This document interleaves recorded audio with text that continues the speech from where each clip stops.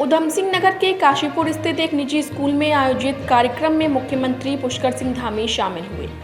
इस दौरान उन्होंने मीडिया से बात करते हुए कहा कि एक व्यक्ति बचपन से जिस प्रकार की शिक्षा और संस्कार प्राप्त करता है, उससे न केवल उसके परिवार का बल्कि समाज और देश का चरित्र भी निर्मित होता है। उन्होंने बच्चों को संबोधित करते हुए कहा कि हम अपना कल कैसा चाहते हैं, इसके लिए हमें अपने आज पर काम करना होगा, क्योंकि हमारा भविष्य कैसा होगा यह हमारा वर्तमान तय करता है। स्कूल में आज उस भविष्य को गढ़ने की नींव रखी गई है जो कल के उत्कृष्ट उत्तराखंड और नए भारत का आधार बनेगा।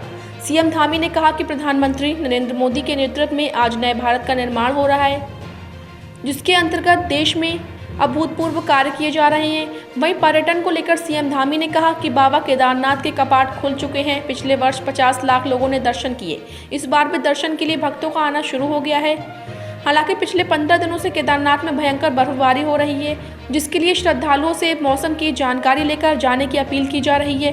फिर भी केदारनाथ पहुंचने वाले भक्तों का 15 से 20 हज़ार रोजाना का आंकड़ा निकल रहा है।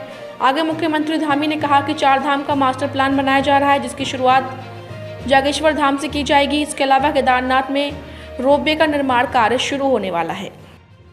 कि 21वीं सदी का तीसरा दशक उत्तराखंड का दशक होगा। पिछले साल की यात्रा हुई, यात्रा ऐतिहासिक हो गई। 50 लाख से भी ज्यादा लोगों ने, श्रद्धालुओं ने देश दुनिया के उत्तराखंड आकर देवभूमि के दर्शन किए, चारों धामों के दर्शन किए। इस वर्ष की यात्रा प्रारंभ हो गई है। हालांकि केदारनाथ जी में भयंकर बर्फबारी हो रही है। पिछले 15 दिनों से लगातार बर्फ पड़ रही है। हम लोगों को लगातार यह भी श्रद्धालुओं तक संदेश पहुंचाने का काम कर रहे हैं कि आप अपनी यात्रा जरूर करिए। पहले दिन भी 20 हज़ार से ज्यादा लोगों ने वहां पर दर्शन किए।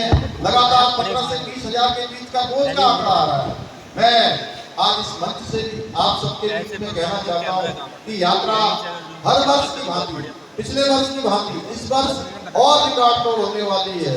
साथ ही में यह भी अपील लोगों से कर रहा हूँ कि जो भी यात्रा पर आए हैं, विशेषकर से बाबा केदार की यात्रा पर, वो अपने पहले मौसम का सारा अनुमान लगा लें, मौसम के बारे में जानकारी प्राप्त कर लें, उसके बाद ही वो यात्रा को प्रारंभ करें। हम चाहते हैं कि जो भी यात्रा में आए उनको किसी प्रकार की कोई परेशानियों का सामना न करना पड़े, उनकी यात्रा अच्छी हो, सरल हो, सुगम हो।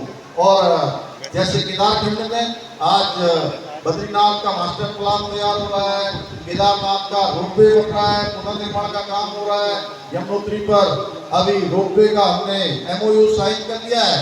उसी प्रकार से केदारखंड के साथ साथ मानसखंड, जो बाबा कैलाश की भूमि है, इस कैलाश की भूमि में भी एक पूरे मंदिरों का हमने सर्किट बनाने का निर्णय लिया है। मंदिर माला मिशन, उसका मास्टर प्लान तैयार हो रहा है। बाबा जागेश्वर की भूमि से, जागेश्वर धाम से उसकी शुरुआत होने वाली है। उसका सारा काम हमारा प्रारंभ हो गया है।